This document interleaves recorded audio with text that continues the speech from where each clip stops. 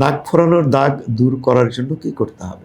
নাক ফোরানো আসলে যেটা হয়, নাক ফোরানোর পরে অনেকেই আবার চান যে নাকের এই দাগটা যেন সম্পূর্ণ চলে যায়। একটা কথা মনে রাখতে হবে, আমি এর আগে একজনের প্রশ্নের উত্তরে বলেছি যে আমাদের শরীরের যে ২ টা অঙ্গের অ্যানাটমি বেশ কমপ্লেক্স, তার মধ্যে নাক একটা। তো নাক সাধারণভাবে ফোরানো হয় আমরা বলি আলা অফ দ্য নোজে।